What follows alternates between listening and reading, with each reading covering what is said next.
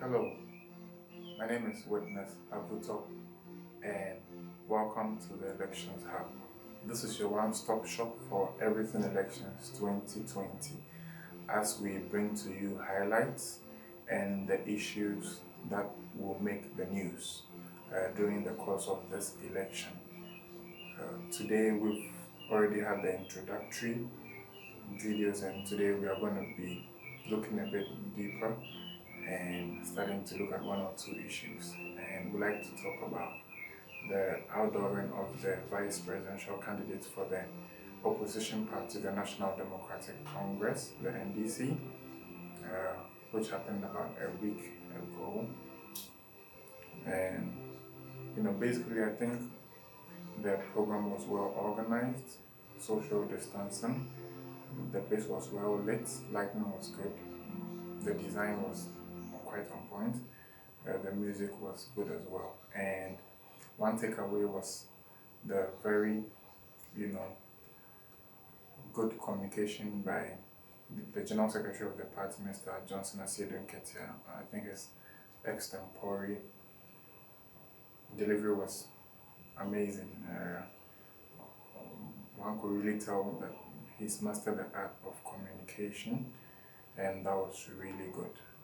I think at the beginning they didn't have any podium, but later they had something that they could be by to be able to deliver their speeches. Second point, I believe that for the purpose of the program, the focus was rightly on the VP candidate, that's Professor Naana Opoku Agyemang, which is probably not the case with some other programs of such nature. It was her outdooring, and they made well to make it about her for most of the occasion, which I think was commendable. Right. So maybe now let's get into the program itself. During the outdooring, President Mahama had to deliver a speech. I think the speech was too long, and then also there were some policy bits in there probably that could have been left for another day. But any chance you get, you probably throw one or two things in there, So that's quite okay as well.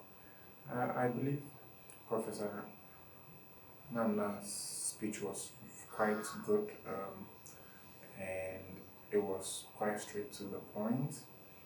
She used a lot of antithesis. She used story, like politicians like Barack Obama like to use a lot of stories to communicate or to sell an idea. And I think she bringing up a story to buttress whatever point she had made, like a little girl coming from that part of the central region, and a young boy, a young man, a little boy, a young man from Bole, it sells to you the idea that everything is possible, our dreams can come true, and like the American dream, maybe.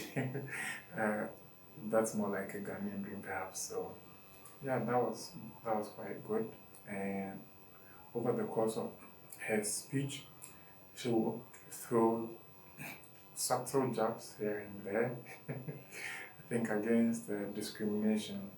During the course of this voter registration process, there have been calls for certain people allegedly not being allowed to register, and so she threw her subtle jabs across, maybe against discrimination, seeming discrimination in the voter registration exercise. But all in all, her speech was good. She called on young people, she called on women and girls. Her life has been an inspiration to this group of people. But one thing I found very problematic was that she didn't use, as she used the teleprompter, she didn't flip the pages, and that's very suicidal.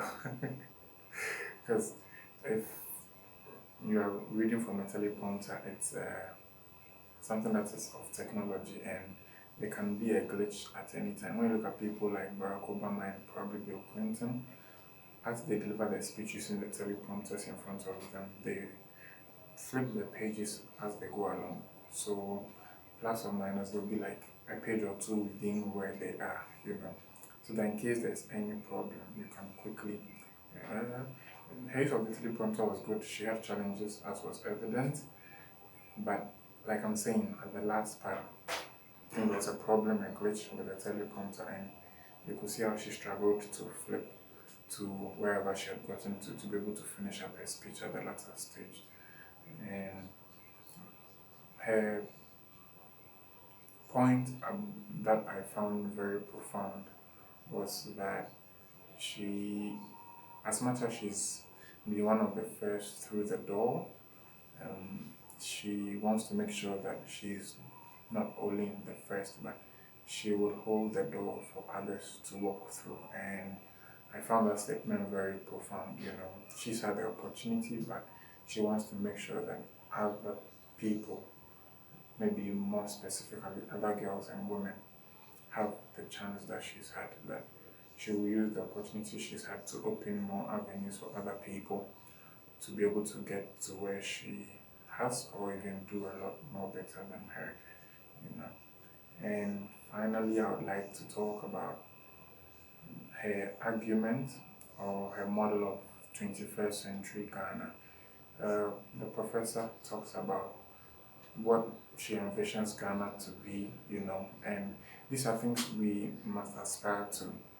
But I find a little problematic her argument, because if you're talking about a 21st century Ghana, the model of the Ghana you want to see, the NDC has had 8 of those 20 years in power since 2001. The NDC has had 8 between January 2009 and January 2017, and I mean, that was their chance also, the party's chance also, to be able to contribute to her model of the 21st century. And even more so, the NDC had 19 years in power prior to the PNDC, then the NDC, led by Flight Lieutenant Jerry John Rawlings, former president, had 19 years between 1981 and 2000 to build that road to the 21st century. So the argument is a little self-defeating if you look at it. But it calls on our better angels, and it's good rhetoric, but in the political sense, if people are going to, look at some of these issues, I think that is quite self-defeating. Nonetheless, these are things we must actually aspire to. And I would have to say that her appointment, her nomination to be the vice presidential candidate is quite historic. It's the first of a major political party in the history of our country, and it's going to probably change some of the dynamics surrounding this election gender-wise, considering the role of the vice president, as we know it to be traditionally. And recently there's been talk of former vice president of the United States of America, who is the presumptive nominee of the Democratic Party for president this year in the upcoming elections in November, Joe Biden.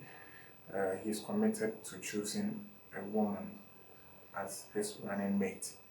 And there's news that has come up with him holding a shield with Senator Kamala Harris's name, and with some talking points, fueling some